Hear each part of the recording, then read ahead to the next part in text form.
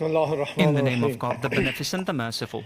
Your Excellency, Mr. Vladimir Putin, the Honorable President of the Russian Federation, distinguished heads of BRICS member states, Excellencies, ladies and gentlemen, I am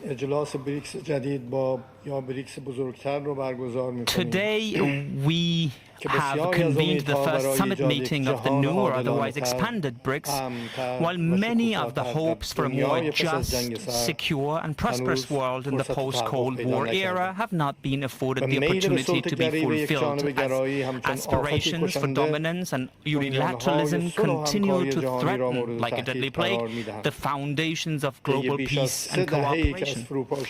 Over the 3 decades since the collapse of the bipolar system, it has become abundantly clear that the Western powers have it that peace, democracy, prosperity and development can only be achieved through the pathways they define and assign.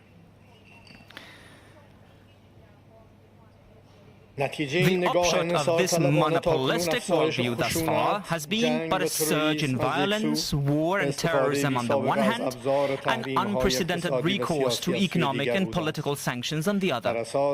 According to statistics, the United States alone has imposed 3 times as many sanctions on other countries of the world in the past 2 years than the entire stretch of the last decade. The flip side of the coin of Western unilateralism has been the outbreak of various wars, the most oppressive and excruciating of which are currently unfolding in the occupied Palestine and Lebanon. The formation, continuance and expansion of BRICS over the past 15 years have proffered the countries and the global community an opportunity to not tether their destinies to the sole dictates of Western powers, and to pave ways for broader participation of all emerging powers in global economic governance.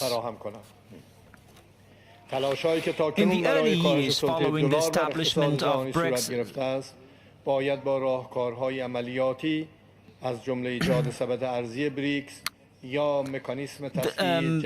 the new payment systems independent of dollar need be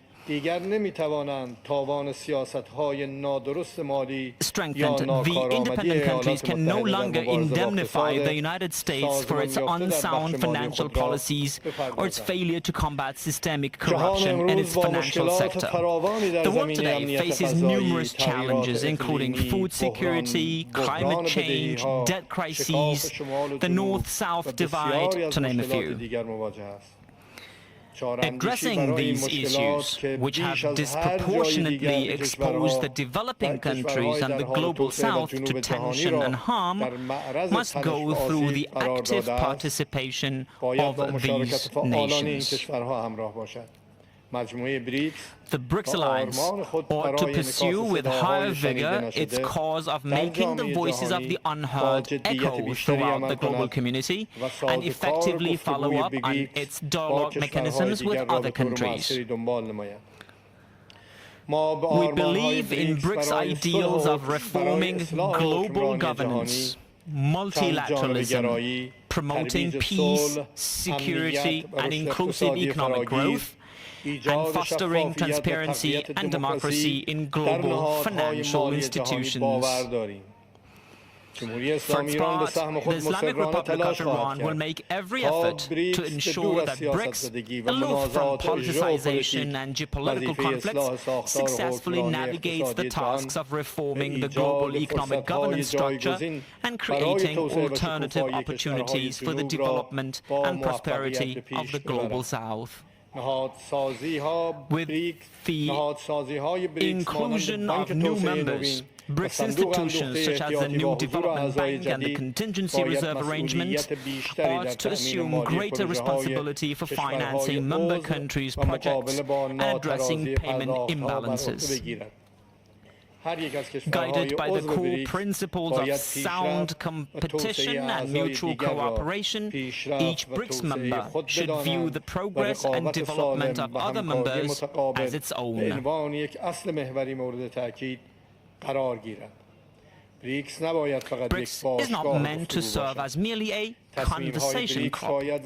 Its decisions should have the backing of execution guarantees and anticipation of apt tools that can help them materialize. The growth of the level of economic cooperation, including the volume of investment and mutual trade among BRICS members, can be used as a benchmark to annually assess the degree of BRICS' success or failure. To this end, it is imperative that a center for collecting, aggregating, and evaluating member states' economic data be established. Such a center can pursue multiple objectives, from collecting customs data, and it can to creating tracking and tracing systems for products, establishing a common digital platform for registering and exchanging tax data, and shared data platforms for financial and commercial analysis using data mining and artificial intelligence technologies. It can help operate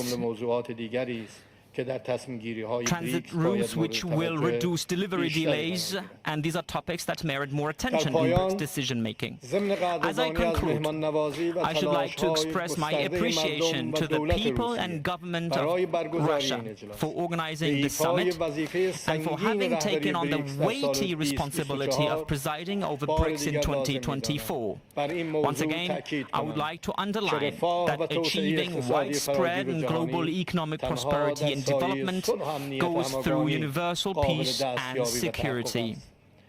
Yet, what we are witnessing today in Palestine and Lebanon is the deepening of the footing of war and violence through disregard for the fundamental rights of the peoples, who want nothing more than the right to sovereignty over their ancestral lands. The continuation of the ongoing situation will indubitably continue to push the world closer to the risk of widespread insecurity and war. Therefore, I call on all the distinguished members of this valuable and influential BRICS to marshal all their collective and individual capacities to introduce change to the situation, to put an end to war in Gaza and Lebanon, and to reduce tensions in our region. Thank you, and I look forward to seeing you again. Thank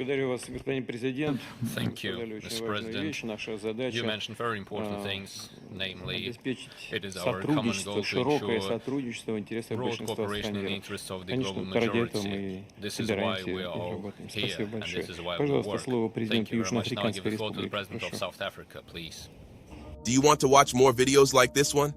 If yes, subscribe to our channel and press the bell icon next to it. We have decided to bring videos on something nobody talks about: African politics, economy, and increasing power. Thanks for watching, and until the next video, stay tuned. Tell us what you think in the comment section. Like and share the video, and subscribe so that you don't miss any of our African videos. It's the best way to support us.